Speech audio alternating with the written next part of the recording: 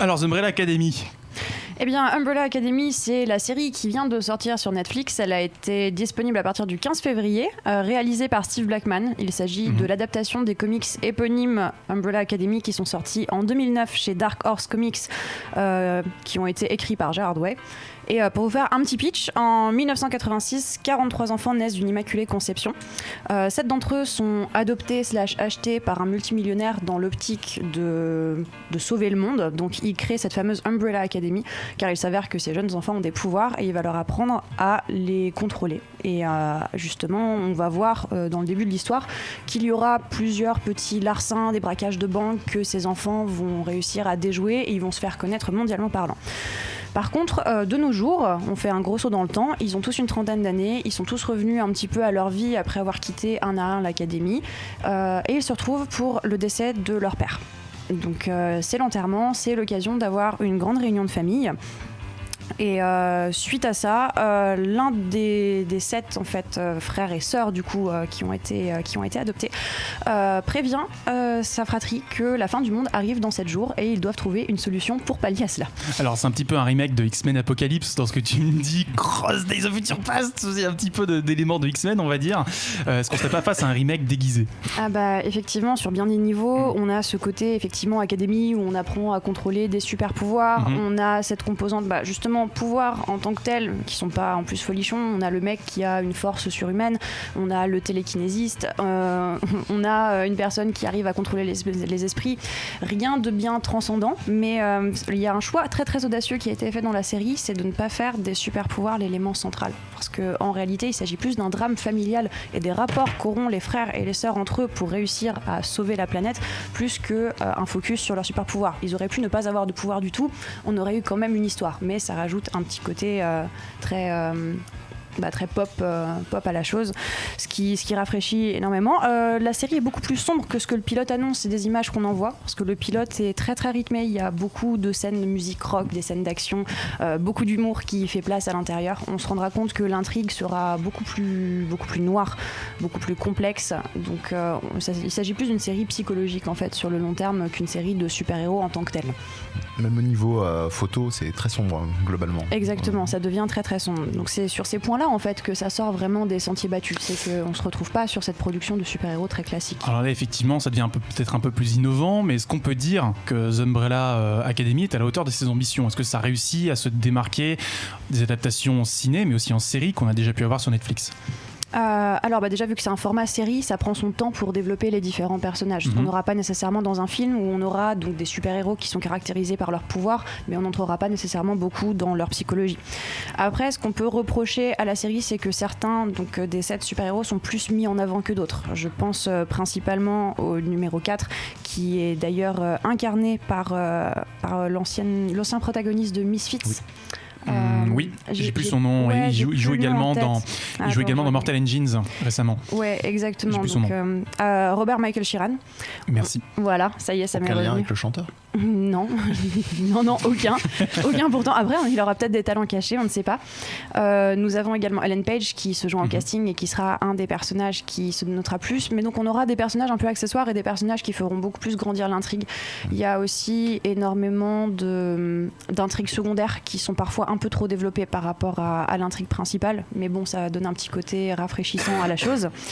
Le rythme est peu stable. On aura des épisodes qui seront très très rapides, très très rythmés, et d'autres épisodes qui tire un petit peu en longueur, donc c'est parfois un petit peu difficile de rester sur la continuité. Il y a des le syndrome Netflix. Le syndrome Netflix, toujours.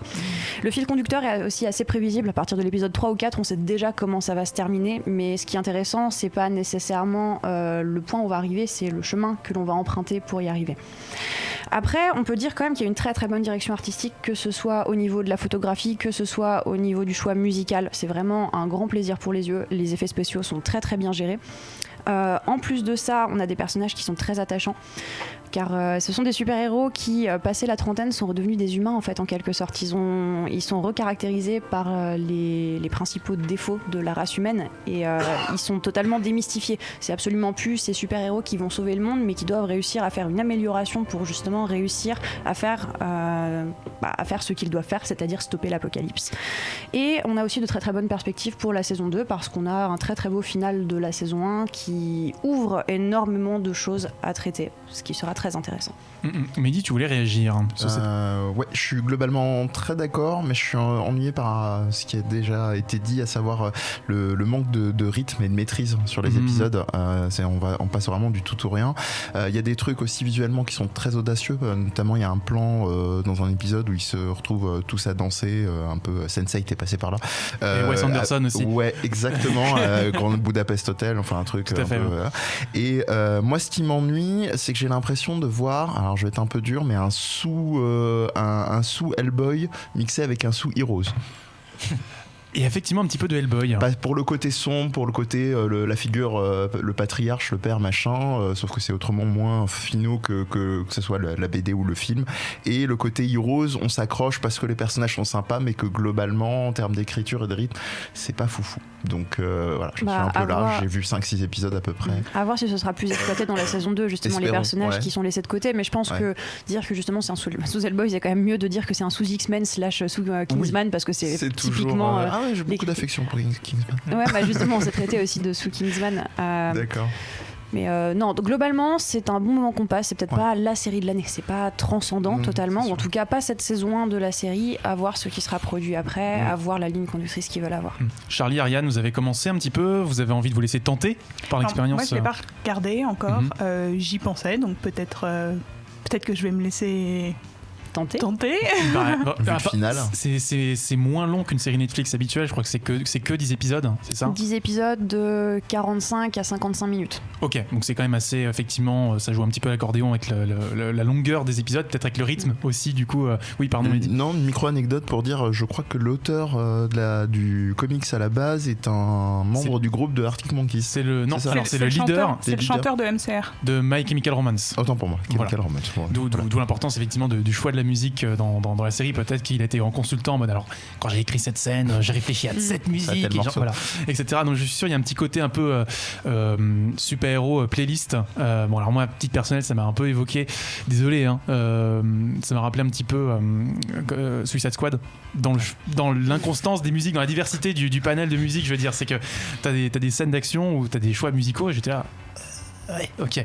Mais sinon, c'est rythmé, c'est varié, c'est assez inattendu sur pas mal d'aspects. J'ai hâte de terminer, j'ai pas fini encore. Donc voilà, mon avis est à prendre avec des pincettes, mais pour le moment, je suis assez étonné. J'ai hâte de voir où ça va. Donc effectivement, voilà, si vous avez envie de voir des super-héros, la suite, en tout cas, des super-héros sur Netflix, je pense que cette série est un bon début. Merci, du coup, pour cette critique sur Umbrella Academy. On a pas mal de remarques sur le chat. On a Pseudoless qui nous dit qu'il a pas terminé la série, qu'il trouve ça extrêmement inconstant. Mafuba trouve que le comic est pas trop mal et donc peut-être qu'il se laissera tenter par la série. Et Pooch qui fait une remarque, Ellen Page qui joue une gamine alors qu'elle a 30 piges, spoiler alert, elle a 30 piges dans la série. Il serait temps, on n'est plus dans la story. Jeux vidéo, BD, manga, séries et cinéma de genre. L'actu Pop & Geek, c'est dans Hyperlink, votre cocktail de bulles et de pixels, avec Karel et son équipe, tous les dimanches à 16h, en direct sur VL.